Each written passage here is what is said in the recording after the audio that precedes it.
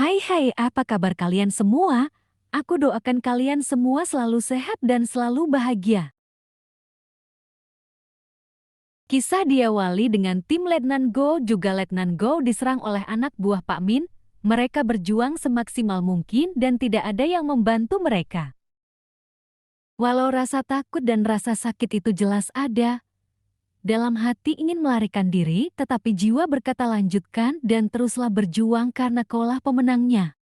주사바늘도 무서워하는 우리 애한테 무언지 Sampai di titik di mana Sersan Kim diserang oleh Baek dan Baek mengarahkan pisau ke arah Sersan Kim. Dan Sersan Kim yang trauma akan benda runcing maka dia ketakutan. Saat dia menjadi atlet dulu Sersan Kim terluka karena benda runcing.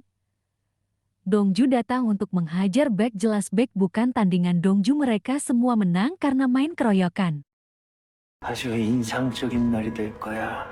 Setelah selesai melawan Baek dari kejauhan, Dongju melihat mobil berlaju kencang dan lantas menabrak Dongju dengan sangat keras.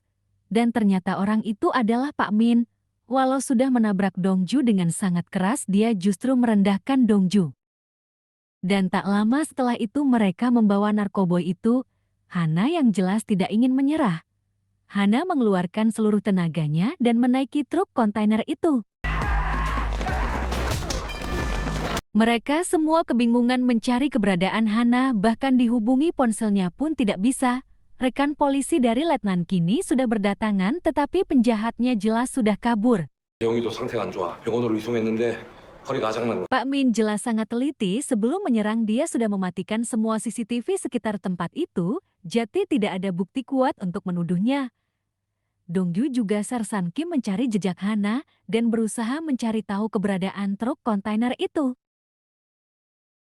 Ketika menyusuri jalanan, Dongju juga Sersan Kim sudah kehilangan jejak Hana, tetapi ketika dilihat secara seksama Hana meninggalkan barang-barang miliknya di jalanan karena Hana tahu Dongju juga Sersan Kim akan mencarinya.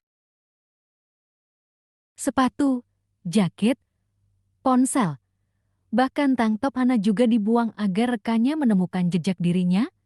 Sampai akhirnya Dongju juga Sersan Kim berhenti di sebuah tempat dan melihat kontainer itu sudah kosong dan tempat itu sudah tak berpenghuni. Hebatnya Hana tetap meninggalkan jejak dengan menulis plat nomor mobil yang membawanya. Sersan Kim mengajak Dongju untuk kembali ke kantor untuk memeriksa CCTV yang bekerja. 돌아가서 살아있는 CCTV 다 확인해보자. Ketika kembali ke kantor mereka bertemu dengan Letnan Go dan Letnan Go mengajak mereka bersembunyi karena Letnan Go juga timnya sedang dicari oleh komisaris.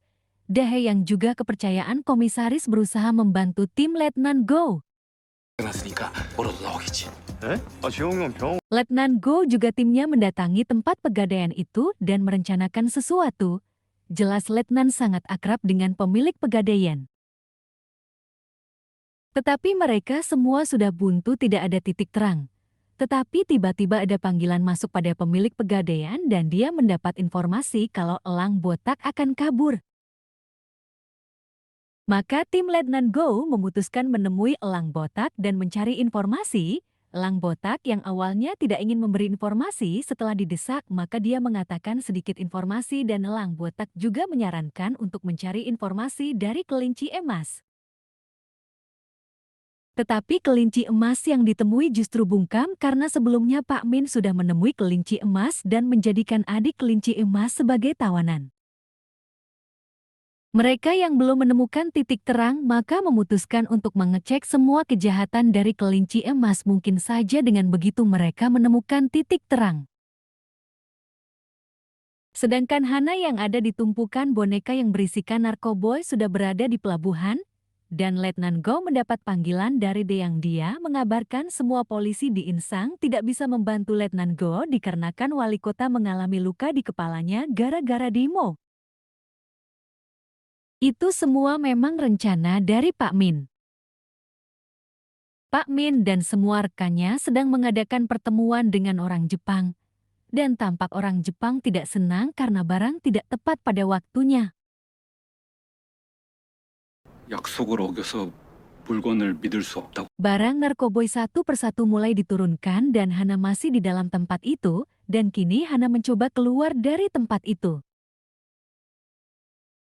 Terlihat Baek mencari sesuatu dan ternyata itu adalah minuman milik Leo yang harganya sangat mahal. Bahkan Leo menodongkan pistolnya ke Baek karena minuman itu miliknya. Hana teringat pistol milik Leo sama seperti di kasus kematian ayahnya. Lantas apa hubungan Leo dengan kematian ayah Hana? Hana mencoba mencari jalan keluar yang akhirnya bertemu dengan Baek dan Hana mencoba sekuat tenaga melawan dan sayangnya Hana tertangkap juga. Baek yang ingin menghabisinya dihalangi oleh Inarko. 근데 민 사장, 여기까지 왔는데 Akhirnya mereka memasukkan Hana ke dalam kontainer yang berisikan mayat, dan Hana mencoba menanyakan sesuatu kepada Leo tentang kasus meninggoynya ayahnya yang waktu itu menangani kasus mafia Rusia. Tampak dalam ingatan Leo mengetahui sesuatu. Wah, apa benar Leo yang menghabisi ayah Hana? Leo pergi begitu saja tanpa berkata sedikit pun kepada Hana. Dan Baek terlihat tidak menyukai persyaratan Inarko yaitu tidak boleh menjual narkoboy kepada anak kecil dan perempuan. Hana ternyata mengambil ponsel orang yang menyekapnya tadi. Hana berusaha menghubungi rekannya dan memberitahukan keberadaannya. Dan mereka mencoba menerka keberadaan Hana. Lantas mereka sudah menemukan keberadaan Hana. Tak lama dari itu Hana ketahuan dan Hana dihajar oleh mereka. Dongju juga Sersan Kim sudah tiba di tempat yang ditujukan Hana tetapi penjagaannya sangat ketat dan itu membuat Dongju memutar siasat. Elang botak meminta dirinya dibebaskan maka elang botak dijadikan umpan oleh Dongju. Dengan begitu Dongju juga Sersan Kim bisa dengan mudah mencari Hana. Setiap kontainer diketuk untuk mencari keberadaan Hana tetapi masih banyak anak buah Pak Min yang masih berkeliaran dan menghalangi Dongju juga Sersan Kim.